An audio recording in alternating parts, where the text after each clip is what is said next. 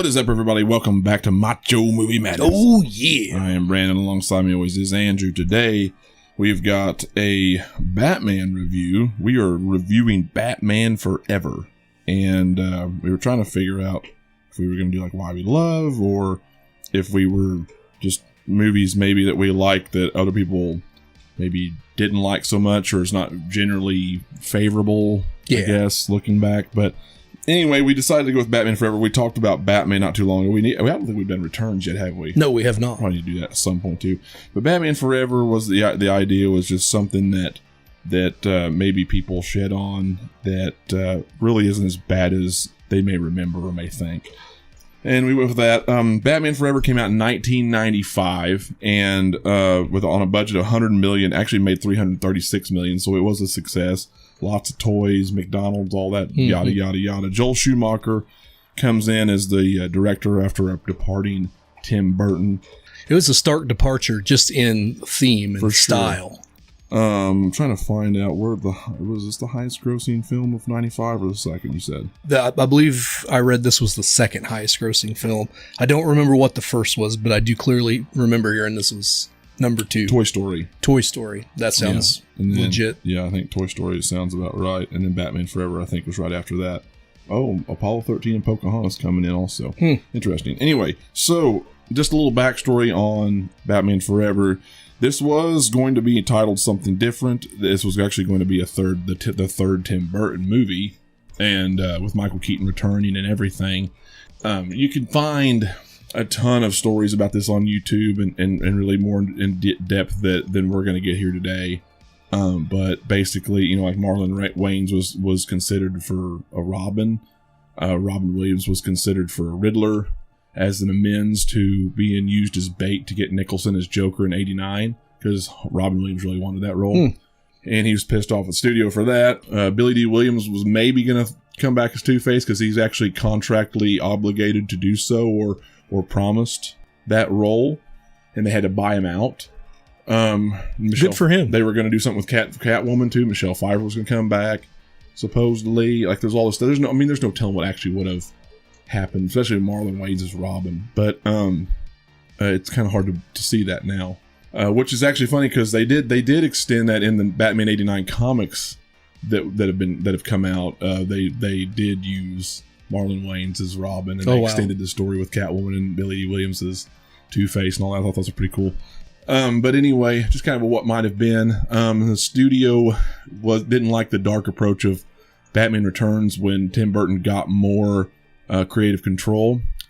McDonald's really went heavy on the marketing with toys and Happy Meals for Batman Returns, only to see the movie and and they're like, oh, this is pretty dark. And so they wanted to go a different direction, basically told Tim, hey, maybe you want to go do something smaller, something different, and he obliged. He pretty well knew he was out. Michael Keaton wasn't necessarily out just yet.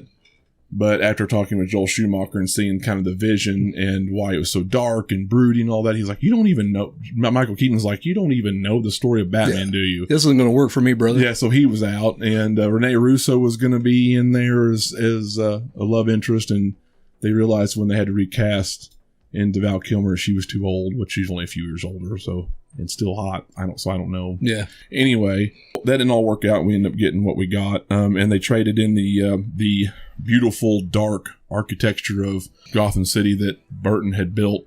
Basically a rave dance club, neon, and it was at times really off-putting and weird, but at the same time it was really grandiose and bright and pretty.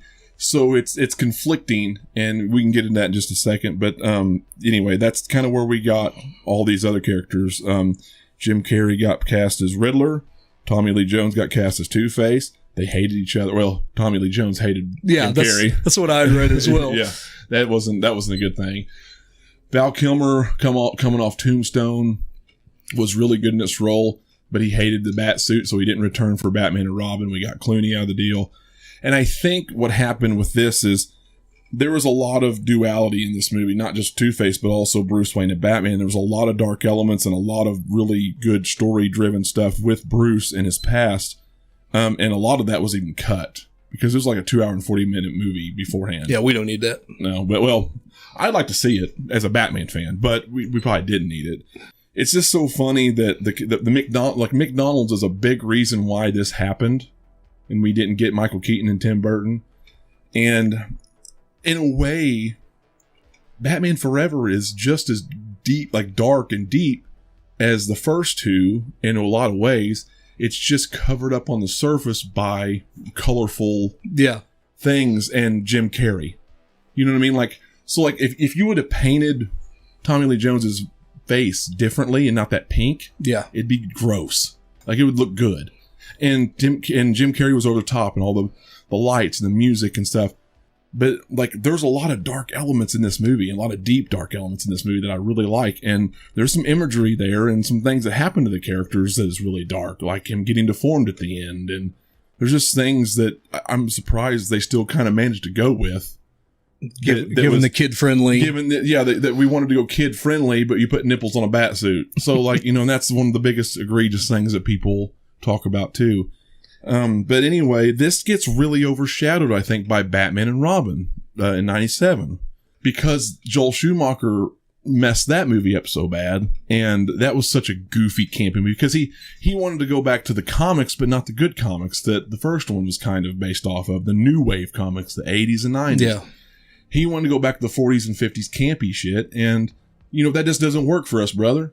Right. Not in the 90s. Yeah. When grunge was a thing and 89 was so successful, you can't do that. Yeah. If we weren't so all for Arnold, we would there wouldn't be anything redeeming in that movie for us. No, there's some things, and I guess it's because in this nostalgia for me, and I was a kid when I watched it. There's some redeeming qualities of Batman and Robin that I can watch it and just laugh and have a good time for the most part. I can't watch it all the time anymore, but when I was a kid, I watched it quite a bit, and it was really bad. It's no way, shape, or form a good movie, but I can make a case for just being entertaining at times.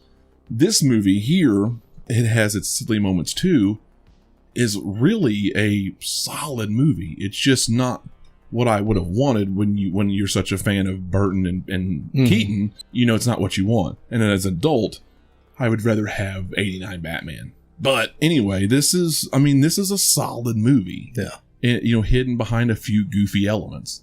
And let's talk about that real quick. Let's get down to, I guess there's not really much story to talk about. I mean, it covers Bruce Wayne's past. He's struggling with his past. Dick Grayson is introduced by Chris O'Donnell. He's introduced in this. His family dies in the movie by Two-Face. So there's a little bit of an origin story there. Chase Meridian, played by Nicole Kidman, who is probably maybe the hottest she's ever been. She's smoking in this movie. Just like Uma Thurman was the hottest she'd ever been in Batman and Robin. I'm sorry, that's just the way it is. It took a really goofy, campy movie, but that's the hottest I've ever seen Uma Thurman. Anyway, you have this, who is basically just a hornball for Batman. So, kind of a weird spot. Jim Carrey, who I like, is the Riddler, but he's a really over-the-top, goofy Riddler, who is just pretty much Jim Carrey. And then you got Tommy Lee Jones, who's goofy and over the top. Who's goofy and over the top. Not a bad Two-Face, but just goofy and over the top. In the way, oh man, I don't know. I'm conflicted. Because I want to say like set design and architecture is both a pro and a con for me. Because it's so grandiose in scale. Everything's bigger. It's cool. It's different. It's unique. These giant statues, it looks like a Greek god kind of like architecture, I guess. Yeah. So of course some of the city shots were just straight up CGI, and that was bad. But it was over the top and really big, and I appreciate that for trying its own thing. But at the same time, it was just goofy. Yeah. Too goofy. I actually, you were talking about the colors. I kind of like the colors because they were the green. You've got the Riddler there, and you know the pink. They over pinked Tommy Lee Jones, but like there's some symbolism there, sure, at least. And I hate that that's kind of its identity. That it was just like overly pink and green neon, but but I can kind of see why they did it. I guess. Yeah.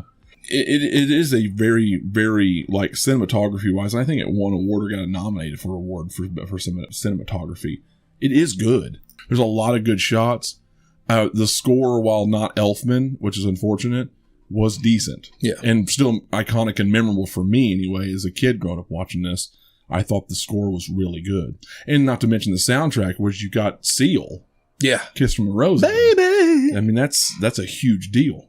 Yeah. That song kicks ass. I like the origin story of Robin, for the most part. Even though he gets annoying at sometimes. Oh, because he just... I'm not a Robin fan at all. He's all right. Oh, Dick Grayson's a cool character, but it's like... what I think the worst part about it, I think it's understandable him having his character arc in this movie. What's frustrating is they basically keep the same character arc in the next one for him. Pro wise, they got the suit a lot other than the nipples. They got it. It was well done. Val Kilmer probably the third best Batman. Yeah. Oh, for sure. He killed it. Yeah. Val Kilmer did great as both Bruce and Batman, and I don't think he gets enough love for that. And Tommy Lee Jones, while quirky, did a decent job. I think Nicole Kidman was just whatever, but her character was just kind of whatever. The opening scene with the vault. Oh, that was good. All the way to the end of the Statue of Liberty or whatever. That was a very kick-ass opening to a Batman movie. Yep. Like, if you want to talk big comic book scope, superhero, I mean, maybe it's a little cliche now. There's nothing more you can ask for in an opening of a superhero movie.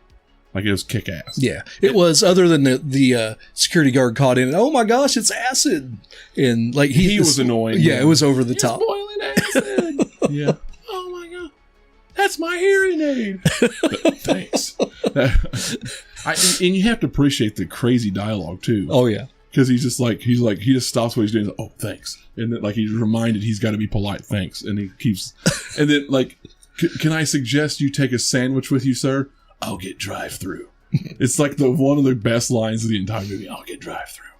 But it is a kick-ass opening. And it kind of reminds me, which it's 2 years after the fact, it reminds me of The Last Action Hero. A little bit. Yeah. You know, you got a hostage situation and people all out front, and then you've got the hero who swoops in. And yeah. It's not as cool as... Slater! Yeah, it's not as cool as walking on top of cars with snakeskin boots, but flying in on a grapple hook's pretty cool, too. Mm-hmm. The set design for the villains, I thought was impressive. Because the Batcave was well lit. The Batcave was big and nice. Wayne Manor was seen a lot in this one. It looked really nice. The Riddler's lair looked good. I liked the colors in that. The Riddler's lair at the end looked a little bit more Adam Westy, but it was still pretty decent. It was memorable. Yeah. And then Two-Face's lair on the duality was really cool too. And you had what's her name? Drew Barrymore's the Sugar and Spice. I'm trying to think of her name. Anyway, she was Sugar, I think. Yes, and then the other one. Yeah. I can't remember her name. Yeah, but yeah, they were originally going to be called Lace and Leather. Oh, but that was inappropriate for McDonald's. Yeah, for the studio execs, who were bending to McDonald's. Anyway, do you have any pros or cons? Like, what's your pros and cons of this movie? I kind of like the dynamic between Bruce Wayne and what was the character's name that Nicole Kidman plays? Chase Meridian. How she's after Batman, and then when she finally gets Batman in true female fashion, I was wanting somebody else. I know. Yeah, I was just like, oh my gosh. I'm in love with Bruce. Yeah. I was wishing you were that goofy smile. Yeah. I kind of like how all that was played up in a way. As a different turn on it. I like everything with Val Kilmer. He was untouchable at this point, coming off Tombstone, doing Heat a year after this. But I think a lot of this was just kind of like stunt casting in a way. Okay, who's hot? Well, we need Jim Carrey, and Tommy Lee Jones just came off of the Fugitive. The Fugitive. Yeah. Yes. Thank God for, like, Tom Hanks. I feel like he dodged a bullet there coming off of Forrest Gump. Yeah. Well, and Chris O'Donnell came off Send 'Em a Woman and whatever else he was in. Like, so they just thought that was, his teen, even though he looked like he's 30, he just had that sex appeal for the women. Surface level, con-wise, it's like, these might not be the best people for these roles, but let's get these people to put in these roles. And whatever they put together, though, was a success. I mean, it made a lot of money. The score went over well. The soundtrack went over well. The toys, the video games, they got what they wanted out of it, and it succeeded enough to where, like, we got to do another one. We got to do another one. Yeah. And It's just what kills everybody is it's not just the campiness, it's lack of understanding by Joel Schumacher of the character one, and also the fans now as adults looking back. Might have a soft spot if for nostalgia, but as a Batman fan, as an adult, you're like, why couldn't we have made better choices here? Yeah, this is obviously not what people really wanted, and there's a reason why it doesn't just resonate with everybody. It does stand up better, I think, than obviously Batman and Robin, but I do think that this movie is maybe, when it was successful now or then, I feel like people shit on it now because it's tied to Joel Schumacher and Batman and Robin. Yeah. So I think now it's probably moved into the underrated status a little bit. Maybe. I think there are. It's not perfect. It is campy in places. I think Tim stayed on as producer for a while, like pre-production anyway. So like there's still a little bit of a basis there, and there's still a ground. There's still a bit of grounded in there, and there's a little bit of darkness in there. And they really wanted to explore more character-driven stuff, especially with Bruce and Batman and why he is what he is. And I really, really like that. I really appreciate that. And I do feel it's underrated now. Because when you look back, people don't look back on it fondly for the most part. And I think that it's a movie deserved to look back on as pretty decent. Yeah. Because you can also say the same thing about Batman Returns. Because Batman Returns, I love Batman Returns. It was completely different. It's completely different. It's still not 89 Batman. Right. So I think for what this was, even though I was bummed that Keaton wasn't back, it was still really good, and I remember being super excited for it. To me, this is one of those movies, I like a lot of the things about it, but all I could think about is what it could have been.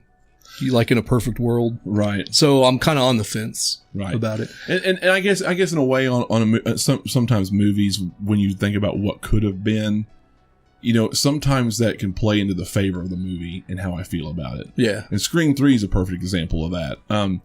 I give Scream 3 a lot of leniency because of what they had to change and what it was supposed to be or should have been, what they had to change because of Columbine. Yeah. It went from 2 killers to 1 because of, the 2 shooters, and it was going to be a little bit more bloody and not as campy, and they really played into the cheese and the camp and the funniness, and they really dialed back on the gore and the violence, took one of the killers away, and some more interesting plot stuff. And I think there's still a lot of really good. I mean, there's not a bad Scream movie. There's ones that are not as good, but there's not really a movie that sucks in that franchise. But I do give a lot where I may have felt a little bit more disdain towards that movie.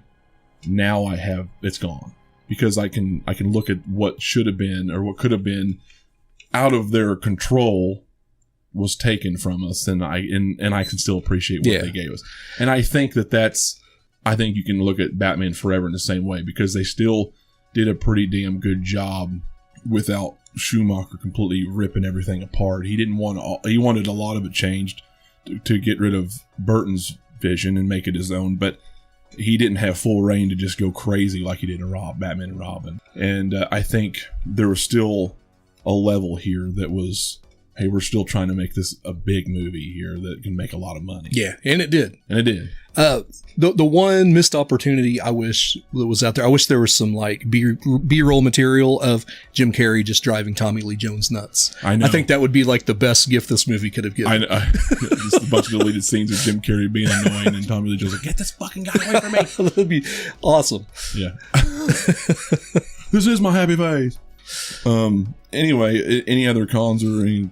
No. I think Jim Carrey is, of course, this is coming off Ace Ventura. He's so over the top in this. It almost takes me out of the movie. It's a height of his career. Yeah. All I can say is, and maybe I am operating on a little bit of nostalgia, but all I can say is I was so ready for this as a kid. And when I watched it, there was only a minor disappointment in me because it wasn't Michael Keaton. But that said, I watched this thing over and over and over again, and I ate it up. I had the toys, and I had the games, and this is still and a buddy of our channel, buddy personally, J.K. Sturgeon, he is really in love with this movie. This is he loves Keaton. He loves Keaton movies, and but he has got a big soft spot for Batman Forever, and we talk about it all the time. It's a big part of my life, and it's something that I think, to me, I can still put in and I can still watch and still appreciate. And so maybe to a point, it's nostalgia that's holding along for me. I do think this is underrated. Yeah. So I hadn't seen this movie since like the late 90s, probably when it came to TV or like TBS or whatever it was on. Mm-hmm.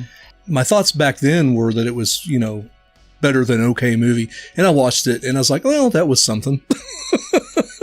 I don't have that same nostalgia. Yeah. Sure. Yeah. I'm like 8 or 9 years older than Brandon. So like when this came out, I was driving around town and not looking for Batman. I'll tell you that. He was chasing something else. But looking at it objectively, I think it's okay. It's definitely not the worst. He was chasing cats. Yeah. Yeah. So I get that, and it might come down to that camp where you're either in the camp of nostalgia, or you're in the camp of like you're in the year where you're just I'm just too old for this. It wasn't not it's not my scene. But you're also not a superhero guy. You're not. And you're no, not but I do love Batman. Oh, well, you do love. Okay. Yeah.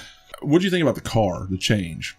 I kind of liked it. So did you know this little fun fact for you in case you didn't know that the design of the Batmobile, which was actually shifted at the end by a different guy. I can't remember the guy's name, but the original design for this Batmobile was very similar to what was the final product.